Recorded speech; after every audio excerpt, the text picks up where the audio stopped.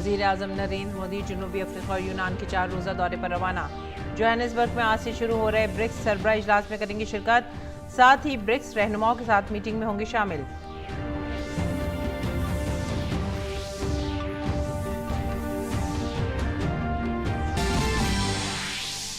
वज़ीर आज़म ने रवानगी से कबल जारी किया बयान। कहा, ब्रिक्स इजलास इदारा जाती तरक्की का जायजा लेने का मुनासिब मौका करेगा फराहम। साथ ही वज़ीर आज़म ने यूनान दौरे से कसीर जहती ताल्लुकात में नए बाब के खुलने की जाहिर की उम्मीद।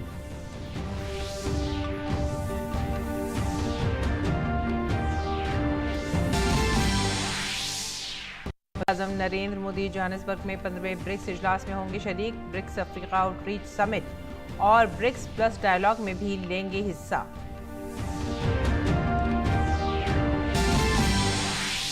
जयपुर में G20 तिजारत और सरमायाकारी वर्किंग ग्रुप की मीटिंग का आज आखिरी दिन। आलमी तिजारत और सरमायाकारी से मुतालिक उमूर पर इत्तफाक़ राय कायम करने पर जोर।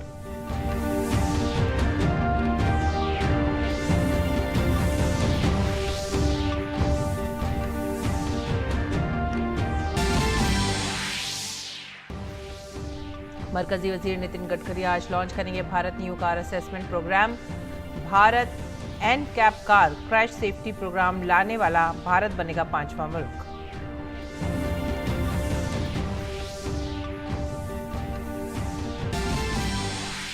खेलों में भारत के ग्रैंड मास्टर आर प्रज्ञानंद ने शतरंज आलमी कप के फाइनल में जगह बनाकर रकम की तारीख। आलमी नंबर 1 मैग्नस कप के साथ होगा खिताबी मुकाबला।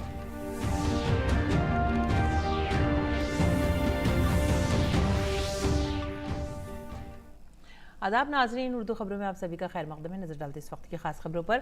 वज़ीर आज़म नरेंद्र मोदी 15वें ब्रिक्स चोटी कॉन्फ्रेंस में शिरकत के लिए जनूबी अफ्रीका के जोहानिसबर्ग के लिए रवाना हो गए हैं। भारत समेत ब्राज़ील, रूस, चीन और जनूबी अफ्रीका इसके रुकन ममालिक हैं। ये कॉन्फ्रेंस आज से शुरू हो रही है और 24 अगस्त तक जारी रहेगी। वज़ारत ख़ारजा ने बताया कि वज़ीर आज़म मोदी आज शाम ब्रिक्स लीडरों की मीटिंग में हिस्सा लेंगे। तवक्को है कि इस मुलाकात में आलमी पेशरफ्त पर तबादला ख्याल किया जाएगा। कल वज़ीर आज़म मोदी ब्रिक्स सरबराही इजलास में शिरकत करेंगे। कॉन्फ्रेंस में ब्रिक्स ममालिक के दरमियान बाहिमी ताउन, कसीर जहती निज़ामी इस्लाहात और दहशतगर्दी के मसले पर तवज्जो मरकूज़ की जाएगी। 24 तारीख को वज़ीर आज़म ब्रिक्स अफ्रीका राब्ता और ब्रिक्स प्लस डायलॉग में भी शिरकत करेंगे। 15वें ब्रिक्स चोटी कॉन्फ्रेंस में भारत का एक तिजारती नुमाइंदा वफ़द भी शिरकत कर रहा है। उसके बाद वज़ीर आज़म यूनान के वज़ीर आज़म की दावत पर 25 अगस्त को यूनान के लिए रवाना होंगे। यूनान भारत का एक अहम यूरोपीय शराकतदार है। भारत और यूनान दोनों न सिर्फ जदीद जमहूरियतें हैं बल्कि दोनों ममालिक के दरमियान कदीम तारीख़ी और सकाफ़ती रिश्ते भी हैं। और वज़ीर आज़म नरेंद्र मोदी ने आज जनूबी अफ्रीका और यूनान के दौरे पर रवानगी से कबल एक बयान जारी किया। वज़ीर आज़म ने कहा कि वह जनूबी अफ्रीका की सदारत में जोहानिसबर्ग में मुनक़िद होने वाले 15वें ब्रिक्स सरबराही इजलास में शिरकत के लिए सदर सिरिल रामाफोसा की दावत पर 22 से 24 अगस्त तक जनूबी अफ्रीका का दौरा करेंगे। वज़ीर आज़म ने कहा कि ब्रिक्स मुख्तलिफ शोबों में ताउन के मजबूत एजेंडे पर अमल पैरा है। वज़ीर आज़म ने कहा कि ये बात अहम है कि ब्रिक्स पूरे ग्लोबल साउथ के मसाइल पर बातचीत और गौर ख्वास करने का एक प्लेटफॉर्म बन गया है जिसमें तरक्की और कसीर जहती निज़ाम में इस्लाहात की ज़रूरतें शामिल हैं। अपने बयान में वज़ीर आज़म ने कहा कि सरबराही को मुस्तक़बिल में ताउन के शोबों की निगरानी करने और इदारा जाती तरक्की का जायजा लेने का एक मुफीद मौका फराहम करेगा। वज़ीर आज़म ने कहा कि वो जोहानिसबर्ग में ब्रिक्स अफ्रीका आउटरीच और ब्रिक्स प्लस डायलॉग में भी शिरकत करेंगे। वज़ीर आज़म ने कई मेहमान ममालिक के साथ बातचीत करने की ख्वाहिश का भी इज़हार किया। वज़ीर आज़म मोदी ने बताया कि जनूबी अफ्रीका के दौरे के बाद वो यूनान के वज़ीर आज़म की दावत पर एथेंस पहुँचेंगे। 40 साल के बाद यूनान का दौरा करने वाले भारत के पहले वज़ीर आज़म होने का शर्फ हासिल होगा, जहां दोनों ममालिक के दरमियान तिजारत और सरमायाकारी, दिफा और सकाफत और अवाम से अवाम के राब्तों जैसे मुतनव्वे शोबों में ताउन को बढ़ाने पर तवज्जो दी जाएगी। उन्होंने उम्मीद जाहिर की कि यूनान का दौरा कसीर जहती रिश्तों में एक नए बाब का आगाज करेगा। 15वां ब्रिक्स सरबराही कॉन्फ्रेंस आज से 24 अगस्त तक जोहानिसबर्ग में होगा और वज़ीर आज़म नरेंद्र मोदी कल बुध को चोटी कॉन्फ्रेंस में शिरकत करेंगे। भारत समेत ब्राज़ील, रूस, चीन और जनूबी अफ्रीका इसके रुकन ममालिक हैं। ये तंजीम दुनिया की 41% आलमी GDP का 24% और आलमी तिजारत का 16% की नुमाइंदगी करती है। कॉन्फ्रेंस में ब्रिक्स ममालिक के दरमियान बाहिमी ताउन, कसीरुल जहती निज़ामी इस्लाहात और दहशतगर्दी के मसले पर तवज्जो मरकूज़ की जाएगी। 24 तारीख को वज़ीर आज़म ब्रिक्स अफ्रीका राब्ता और ब्रिक्स प्लस डायलॉग में शिरकत करेंगे।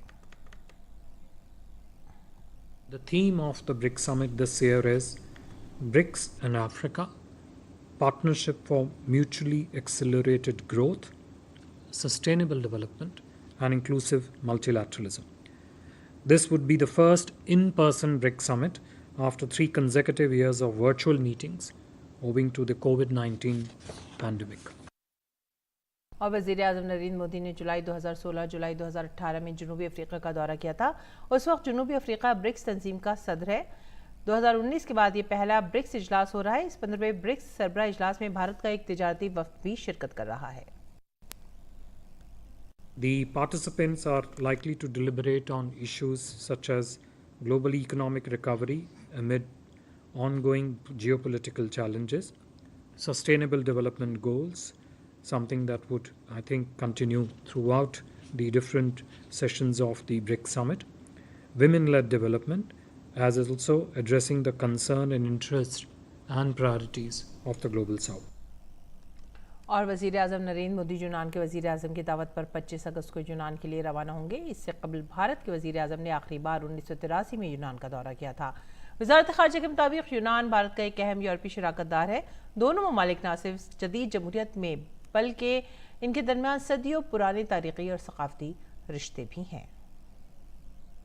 During the Honourable Prime Minister's visit to Greece, both sides will look to expand and diversify the trade and investment segment of cooperation, deepen and expand the defence and security partnership, infrastructure cooperation, shipbuilding industry, something which is a great strength of Greece and where the opportunities, extensive opportunities are there, energy, agriculture, education, and as I mentioned earlier, migration and mobility. The visit would give both sides an opportunity to discuss also the regional and global issues of mutual interest and help broaden and deepen our bilateral engagement. Mahatma Gandhi और Nelson Mandela दो अजीम शख्सियात दो मुख्तलिफ अदवार में पैदा हुए, लेकिन इनका एक ही मकसद था, अपने मुल्क की आज़ादी। जोहानिसबर्ग में कॉन्स्टिट्यूशन बिल में नुमाइश का इनेकाद गांधी और मंडेला दो अजीम शख्सियात के सफ़र को जाहिर करता है। जनूबी अफ्रीका में कभी जेल और फौजी किला रहा कॉन्स्टिट्यूशन हिल वहाँ के हंगामा खेज माजी का सबूत है। ये जनूबी अफ्रीका की एक ऐसी जगह है, दोनों की मशहूर शख्सियात की एक बड़ी तादाद इसकी दीवारों में कैद थी। यहाँ मंडेला गांधी की नुमाइश जनूबी अफ्रीका के साबिक सदर नेल्सन मंडेला और भारत के सबसे बड़े मुजाहिदे आज़ादी और बाबा कौम महात्मा गांधी के सफ़र को बयान करती है। ये नुमाइश मंडेला और गांधी के दरमियान मुमासलत को भी उजागर करती है। दोनों बुजुर्गों के अल्फाज आज भी मुतअल्लिक़ा हैं। मंडेला अक्सर गांधी को अपना आइडल मानते थे और जनूबी अफ्रीका की आज़ादी के दौरान उनके अदम तशद्दुद सत्याग्रह से मुतासर थे।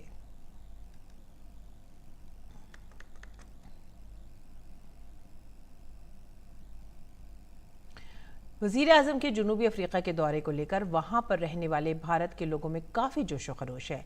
लोग दुनिया के मकबूल तरीन लीडर से मुलाकात के लिए बेचैन हैं। इसी दौरान उन्होंने दोनों ममालिक के दरमियान ताल्लुकात को मज़ीद मजबूत बनाने की वकालत भी की है। ब्रिक्स समिट का आयोजन जोहानिसबर्ग में होने जा रहा है। प्रधानमंत्री नरेंद्र मोदी भी यहाँ होंगे। भारतीय मूल के इंडियन डायस्पोरा के जो लोग हैं वो काफी उत्साहित हैं। यहाँ पे कुछ एमिनेंट मेंबर्स हैं हमारे साथ, उनसे बात करते हैं। आपकी क्या आशाएं हैं प्रधानमंत्री मोदी के विजिट से और ब्रिक्स समिट से? मेरा मानना है कि हेल्थ इंडस्ट्रीज, माइनिंग इंडस्ट्रीज वगैरह में हम अगर ज्यादा जोर डालें तो फिर हमारा मतलब संबंध जो है इंडिया साउथ अफ्रीका का वो ज्यादा अच्छे से हो पाएगा। तो यही एक हमारी एक्सपेक्टेशंस है। हमारी ख्वाहिश है कि पीएम जी जो यहाँ आ रहे हैं उनका बहुत अच्छा ट्रिप होवे और इफ पॉसिबल हम उनको इधर जो बड़ी कंपनीज हैं इंडिया से इधर आके जो इन्वेस्ट कर सके तो हमारा अनएम्प्लॉयमेंट कमती हो जाएगा और क्राइम रेट भी कमती हो जाएगा। हमारा मानना है कि साउथ अफ्रीका और इंडिया के साथ बहुत बिजनेस हो सकता है जिसका हम लोग कुछ 1% भी अचीव नहीं किया अभी तक। तो मोदी जी जब आएंगे जो रिलेशनशिप बिल्डअप होगा, हमारा उम्मीद है कि ये जो बिजनेस के लिए जो भी कुछ एक्शंस लेना है जरूर होने वाला है और उसमें से वीजा और डायरेक्ट फ्लाइट, जो भी मिनिमम रिक्वायरमेंट्स है वो भी जरूर आगे बढ़ेगी, जो बात बहुत दिन से चल रहा है। एंड वेदांता नेचुरल रिसोर्स में इंडिया की सबसे बड़ी कंपनी है और अफ्रीका में भी जिंक की सबसे बड़ी कंपनी है। एंड जो ये मिनरल रिसोर्सेज हैं इनकी नेशनल बिल्डिंग में बहुत बड़ा कंट्रीब्यूशन है। सो फर्स्टली हम तहे दिल से मोदी जी का स्वागत करते हैं साउथ अफ्रीका में, और हम यही रिक्वेस्ट करेंगे मोदी जी से कि ये मिनरल रिसोर्स के ट्रेड को दोनों कंट्रियों में स्मूथ किया जाए। साउथ अफ्रीका बहुत रिच है मिनरल्स में, इंडिया में इसकी बहुत जरूरत है, तो कैसे हम दोनों कंट्रियों में एक जॉइंट पार्टनरशिप ला सकते हैं ताकि दोनों कंट्रियां ग्रो करें। मैं इंडियंस इन अफ्रीका का पार्टिसिपेंट हूँ। मैं मोदी जी से चाहता हूँ कि वो प्लीज अगर साउथ अफ्रीका और इंडिया के बीच में डायरेक्ट एयरलाइंस अगर कर पाएं तो वो बहुत सुविधाजनक होगी। ये थे इंडियन डायस्पोरा के प्रमुख मेंबर जो बता रहे थे उनकी क्या आशाएं हैं प्रधानमंत्री नरेंद्र मोदी के इस विजिट से।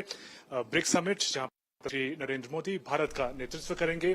कैमरा पर्सन अंकित रावत के साथ मैं शुभेंदु घोष, डीडी न्यूज के लिए जोहानिसबर्ग में।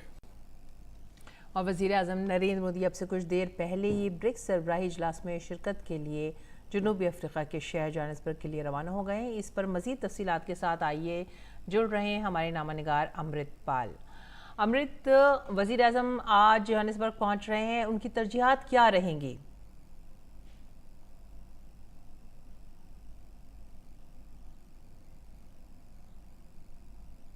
जी बिल्कुल ठीक कहा आपने कि प्रधानमंत्री आज यहाँ जोहानिसबर्ग में पहुंच रहे हैं। यहाँ के लोकल टाइम से वो करीब 2:45 बजे, पर आपके मतलब इंडियन टाइम के हिसाब से करीब 5:15 बजे शाम को प्रधानमंत्री यहाँ जोहानिसबर्ग में लैंड करेंगे। प्रधानमंत्री उसके बाद सीधा जाएंगे BRICS business forum leaders meeting पर। उसके बाद वो ब्रिक्स लीडर्स रिट्रीट अटेंड करेंगे। थोड़ी देर के लिए वो इंडियन कम्युनिटी से इंटरैक्ट करेंगे। अगले 3 दिनों में आज, कल और परसों जब ये ब्रिक्स समिट चलेगी, 15वीं ब्रिक्स समिट, तो प्रधानमंत्री तमाम मुद्दों पर इंटरवीन कर सकते हैं। प्रधानमंत्री G20 के जो भारत की अध्यक्षता के दौरान हो रहा है उसकी एक बड़ी प्रायोरिटी ग्लोबल साउथ की कोऑपरेशन है, तो प्रधानमंत्री वही बात पर बल दे सकते हैं कि डेवलपिंग वर्ल्ड, विकासशील देशों के बीच में ज्यादा कोऑपरेशन, ज्यादा पार्टनरशिप होनी चाहिए।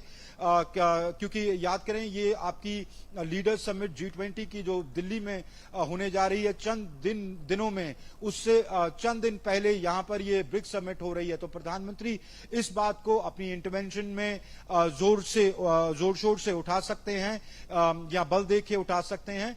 दूसरी बात, climate change, reform of multilateral institutions, खास करके फाइनेंशियल संस्थाएं जैसे IMF, बैंक एटसेट्रा, कि वो आज की रियलिटीज को रिफ्लेक्ट करें। वो क्लाइमेट चेंज पर इनोवेटिव सॉल्यूशंस जैसे लाइफस्टाइल फॉर एनवायरनमेंट या लाइफ पर जोर दे सकते हैं। प्रधानमंत्री इस बात पर भी जोर दे सकते हैं कि क्रॉस बॉर्डर टेररिज्म दुनिया के लिए एक बड़ा मुद्दा है। भारत तो उसका विक्टिम है ही, पर जैसे आप जानते हैं कि आतंकवाद किसी एक देश को नहीं छू रहा है, पूरी दुनिया के लिए एक बड़ा मुद्दा है।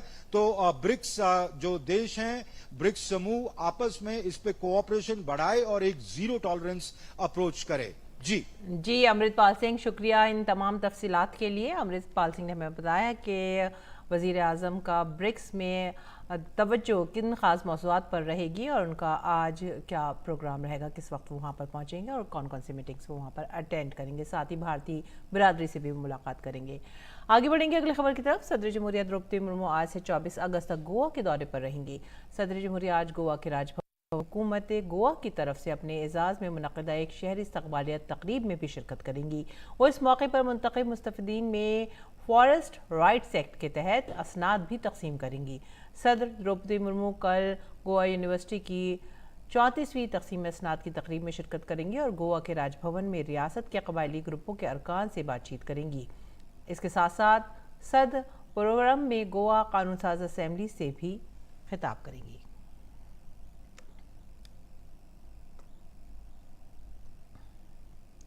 और जयपुर में भारत की G20 सदारत के तहत चौथी और आखिरी तिजारती और सरमायाकारी वर्किंग ग्रुप TIWG की मीटिंगें मुनक़्क़िद की जा रही हैं। आज इन मीटिंगों का दूसरा और आखिरी दिन है। दोनों इजलासों में 300 से ज़्यादा मंदूबीन शिरकत कर रहे हैं, जिनमें G20 के रुकन ममालिक, वज़राए तिजारत और मदू ममालिक के सेक्रेटरीज, इलाकाई ग्रुप और बैन अक़वामी तंजीमों के वफूद के सरबराहान शामिल हैं। इसके साथ ही जयपुर में G20 तिजारत और सरमायाकारी की वज़ारती सतह की मीटिंग MM24 और 25 अगस्त को मुनक़िद होगी। क़ब्ल अज़ीं TIWG की 3 मीटिंगें मुंबई, बेंगलुरु और केवड़ी में मुनक़िद की गई थीं। सड़क नक़्ल हमल और शाहराहों के मरकजी वज़ीर नितिन गडकरी आज Bharat new car assessment program Bharat NCAP launch करने वाले हैं। इसका मकसद कार खरीदारों को एक ऐसा टूल फराहम करना है जो मार्केट में दस्तयाब गाड़ियों के हादसे की हिफाजत का तक़ाबली जायजा ले सके। भारत 5वां मुल्क बन जाएगा जिसके पास कार हादसे से बचाव का प्रोग्राम है। गैर मुल्की इदारों पर इन्हिसार ख़त्म करने के लिए हुकूमत ने न्यू कार असेसमेंट प्रोग्राम लाने की बात की थी जो अब पूरी होने जा रही है। तवक्को है कि सेफ्टी रेटिंग प्रोग्राम के बाद कंपनियों की जानिब से गाड़ियों के हिफाजती मेयार को बेहतर किया जाएगा। इस प्रोग्राम के तहत कार मैन्युफैक्चरर्स रज़ाकाराना तौर पर ऑटोमोटिव इंडस्ट्री स्टैंडर्ड AIS 197 के मुताबिक टेस्ट शुदा अपनी कारों की पेशकश कर सकते हैं। इन कार की कारकर्दगी की बुनियाद पर कार को एडल्ट इक्विपमेंट और चाइल्ड इक्विपमेंट की स्टार रेटिंग दी जाएगी, जिसके बाद कार सारिफिन मुख्तलिफ गाड़ियों के हिफाजती मेयारात का मुआवजा करने के लिए इन स्टार रेटिंग का हवाला दे सकते हैं और इसके मुताबिक गाड़ी खरीदने का फैसला कर सकते हैं। NIT हमीरपुर के मैकेनिकल डिपार्टमेंट के M.Tech के तालिब इल्म विजय महतो ने इस्तेमालशुदा कुकिंग ऑयल को दस्ती तौर पर बायोडीजल में तब्दील करने में कामयाबी हासिल की है। आइए देखते हैं ये खास रिपोर्ट।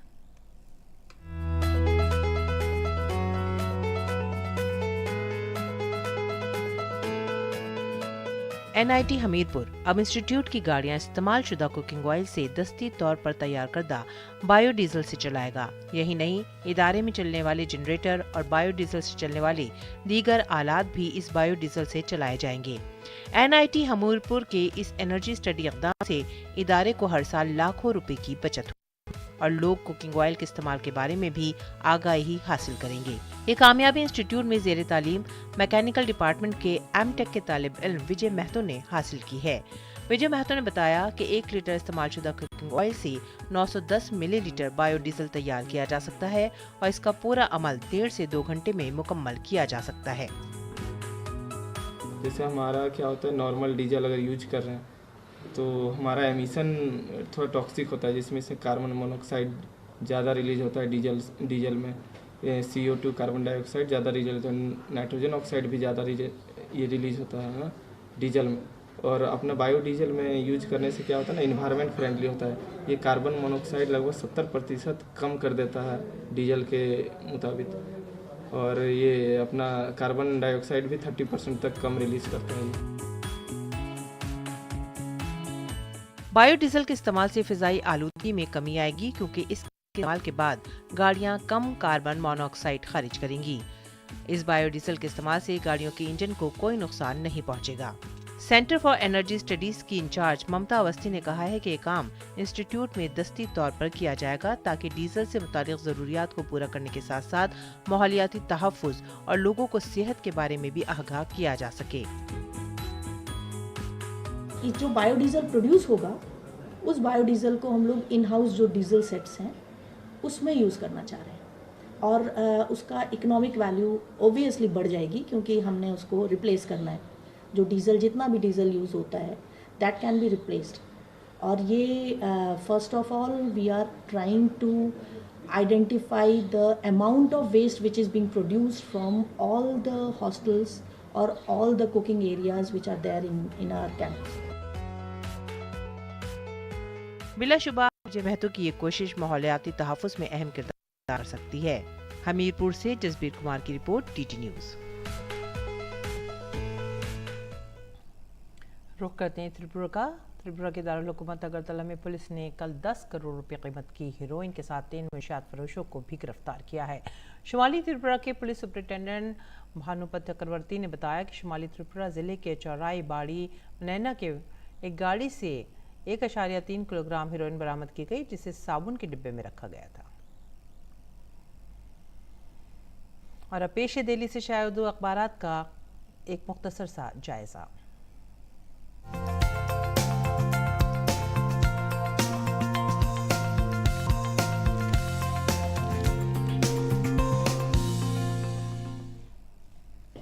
नाजरीन, सबसे पहले जो ख़बर हमने ली है वो है इनकलाब से, और उर्दू अखबारात के जायज़े में जो पहली सुर्खी है इनकलाब से वो है मणिपुर से मुतालिक। मणिपुर पर सुप्रीम कोर्ट की कमेटी ने अपनी रिपोर्ट सौंप दी है। रिपोर्ट में मुतासरीन के लिए मुआवजे में इजाफा समेत कई तजावीज़ भी पेश की गई हैं। सुप्रीम कोर्ट जल्द ही रिपोर्ट पर अपना हुक्म जारी करेगी, और कांग्रेस ने मणिपुर की सूरत हाल पर एक बार फिर मरकज़ को तनकीद का निशाना बनाया है। आगे बढ़ेंगे अगली सुर्खी की तरफ। अगली सुर्खी सहाफ़त से, और ये ब्रिक्स सरबराही इजलास के लिए वज़ीर आज़म मोदी जनूबी अफ्रीका के लिए रवाना हो गए हैं। चीन के सदर शी जिनपिंग से भी मुलाकात के इम्कानात हैं। कई लीडरान से मुलाकात करेंगे और कई मौज़ूआत पर तवज्जो मरकूज़ करेंगे, जिसमें क्रॉस बॉर्डर टेररिज्म का मसला भी एक बड़ा मसला माना जा रहा है। आगे बढ़ते हैं अगली सुर्खी की तरफ। सहाफ़त से ये सुर्खी, चंद्रयान 2 के ऑर्बिटर ने चंद्रयान 3 का खैर मकदम किया। चांद से आई काफ़ी खूबसूरत तस्वीर, और चंद्रयान 3 जो है वो कामयाबी के साथ अपने मकसद की तरफ गामज़न है। आगे बढ़ते हैं अगली सुर्खी की तरफ। मोदी कल्याण सिंह के कामों की तकमील कर रहे हैं, अमित शाह का बयान। कल्याण सिंह के एजाज़ में हिंदू गौरव दिवस कल मनाया गया था। आगे बढ़ते हैं अगली खबर की तरफ। मरकज़ आफात में रियासत की खुलकर मदद कर रहा है, अनुराग सिंह ठाकुर का बयान। और अब जो खबर है वो है हिंदुस्तान एक्सप्रेस से। अगली सुर्खी हिंदुस्तान एक्सप्रेस से हम ले रहे हैं। राज्यसभा में 9 नए अरकान की हलफ बर्दारी, और इसके बाद जो सुर्खी है वो भी हिंदुस्तान एक्सप्रेस से। कर्नाटक की कांग्रेस हुकूमत गलत हुक्मरानी, तरक्की मुखालिफ और बदउनवानी में मुलविस, बीजेपी का बयान। तो ये थे उर्दू अखबारात, उनकी चंद सुर्खियाँ। और आइए अब नज़र डालेंगे आलमी खबरों पर। आलमी खबरों पर जो सबसे पहली खबर हम ले रहे हैं वो अमेरिका के सदर जो बाइडन ने कल माओ का दौरा किया, जहां उन्होंने मुतासरीन को तसल्ली दी और मकामी इंतजामिया के साथ मशवरा किया। हवाई जजीरा माओ में तकरीबन 2 हफ्ते कबल जंगल की आग में 114 से ज़ायद अफराद की मौत हो गई थी।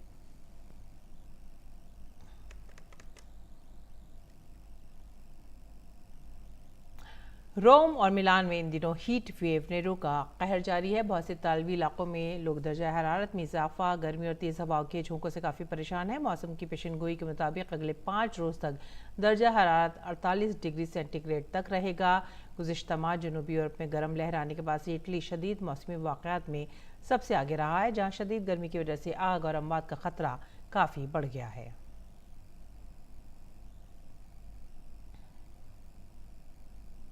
एक माह से ज़ायद अरसे तक भटकने के बाद बच जाने वाले तारिक वतन कल केप वर्दे से सेनेगल के लिए रवाना हुए हैं। इस सफ़र के दौरान 60 से ज़ायद अफराद की मौत हो गई। इस सफ़र के लिए 10 जुलाई को सेनेगल के फास बोए गांव से 100 से ज़ायद अफराद मछली पकड़ने के लिए यूरोप की तरफ रवाना हुए और समुद्र में भटक गए। 15 अगस्त को एक हिस्पैनवी माहीगीरों की कश्ती को यह जहाज़ मिला, जो केप वर्दे जज़ायर से सैकड़ों मील दूर था।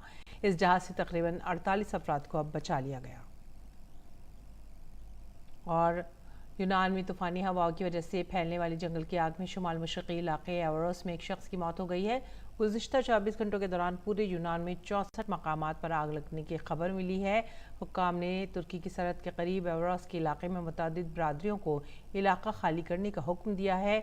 यूनान में मौसम गर्मा में जंगल की आग एक आम बात है, लेकिन खुश्क और गैर मामूली मौसम हालिया बरसों में एक आम वाक़या बन गया है, जिसे साइंसदानों ने मौसमियाती तब्दीली से जोड़ा है।